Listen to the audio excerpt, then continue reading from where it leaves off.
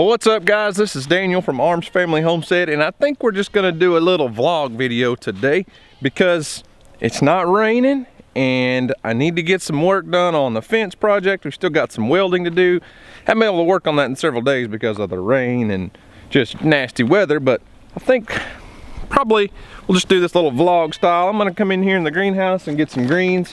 We'll make some juice this morning. People have been requesting more information on the whole juicing thing that my wife and I do, and so we'll pick some greens and go make some juice this morning. And I may go pick up my brother if I can get him out of bed, and let's just get this day started.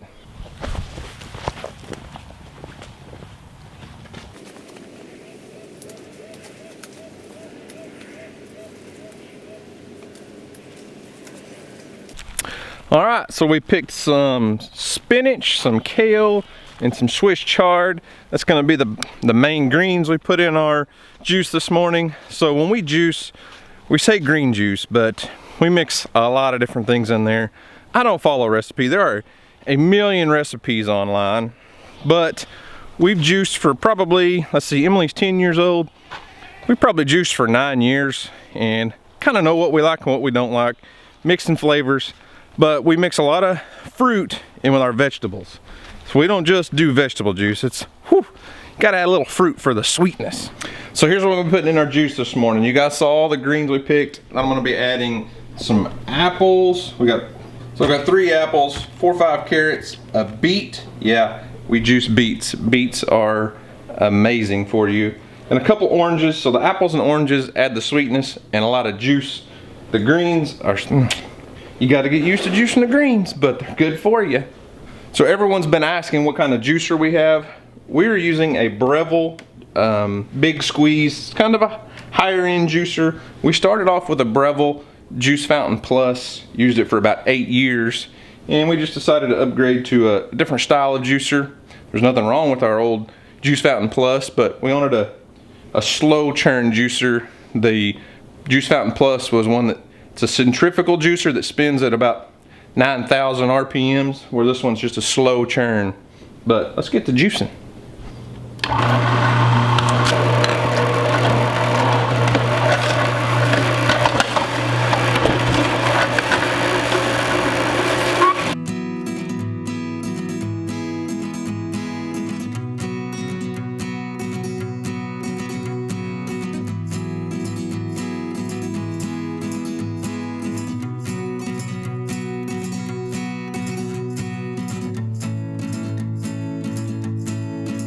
So a lot of people think juicing is super wasteful, like you're wasting so much food. Well, here's how much juice we got out of everything we just juiced, and here's how much waste. I wouldn't consider that a lot of waste. That's literally, you know, 2/3 of this container, and this will go directly to the chickens. A lot of people suggest, you know, you could use this for cooking and things, but we either compost it or just feed it to our chickens. So we convert our waste into eggs.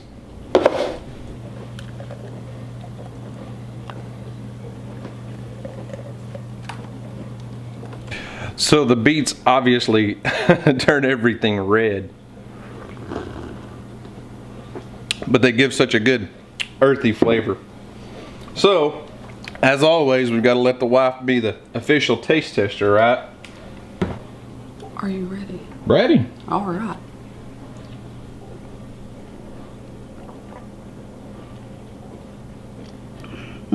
So good. So good. So good. So good. You did an impression. So with her, I either get 2 answers. It's either, so good, no matter what I cook, it's so good, or, yeah. That's it. So good. It is so is good. always good. So good.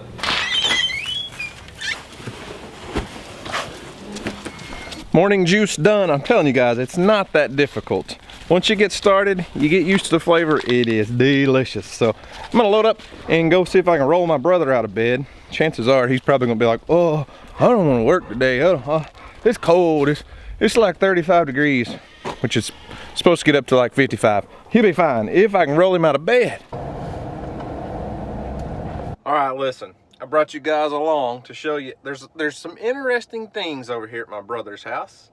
A couple things I want to show you. This was originally my great-grandpa's house, built in the early 1900s, but my grandpa left it to my brother, so he's had it for 25 years probably. He lives an interesting lifestyle, I'm not gonna lie to you, but there's some really cool things over here I want to show you real quick.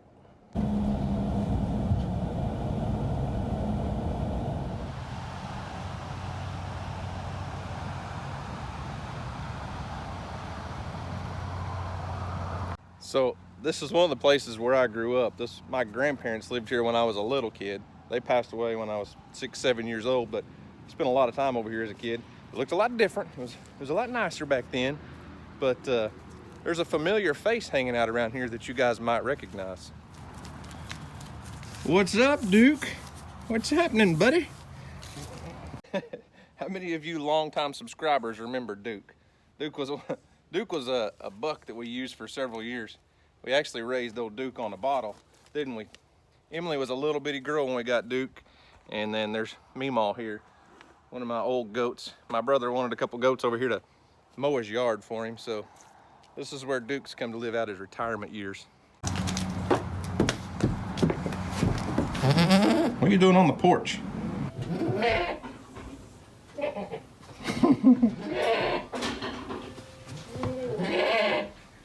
Like your porch goats. It's supposed to get down like 17 degrees and all that shit. 17 Friday, I think. So old Duke wasn't the only thing I was wanting to show you. What's really cool about this old house over here, it's not pretty anymore. He's kind of redneck. But right out the back door, basically, of this house, just 40 yards maybe. Check this out. That's the same creek that goes past, or goes through my driveway and is on our property. I'll walk down and show you what the back of this property looks like.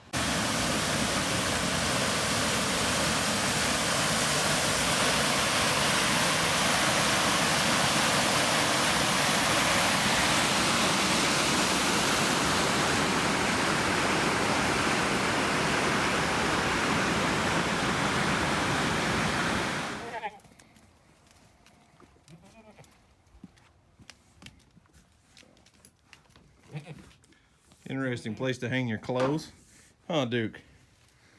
But this old barn is pretty cool. It's about to fall down, but when I was a kid, you know, my grandpa lived here, and obviously they had cows and different animals, livestock, chickens and everything, so this was his old barn.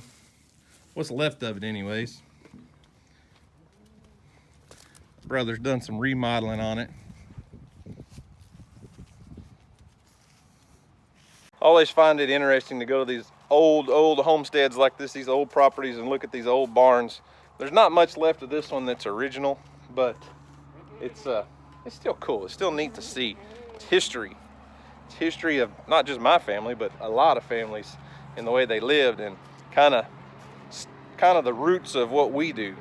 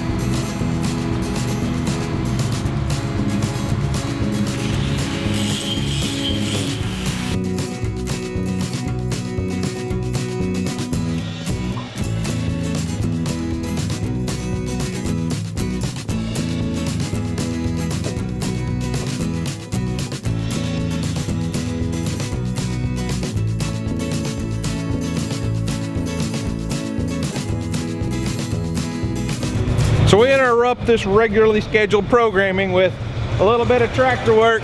My wife just got home from the school bus stop with the kids and said the school bus is stuck on our driveway, so I'm gonna go take the tractor and get the school bus unstuck, at least we hope.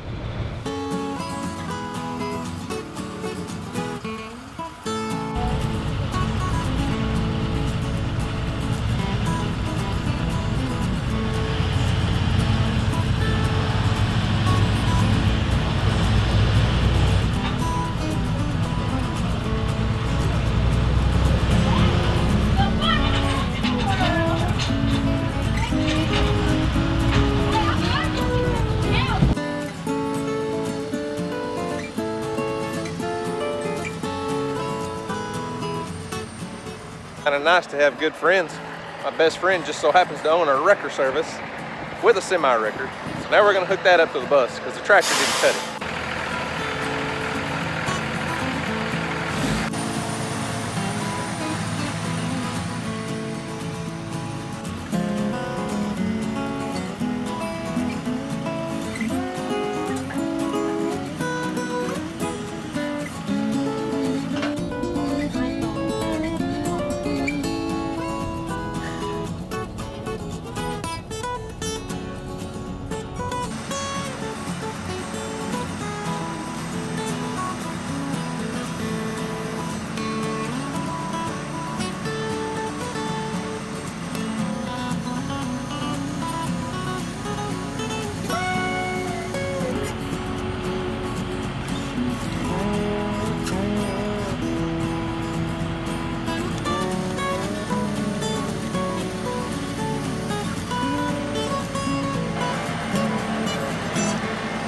Huh?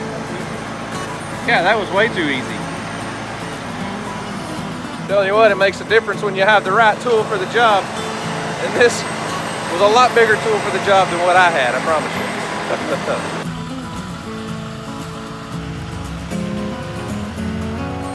you. Well, I'd say today was a success.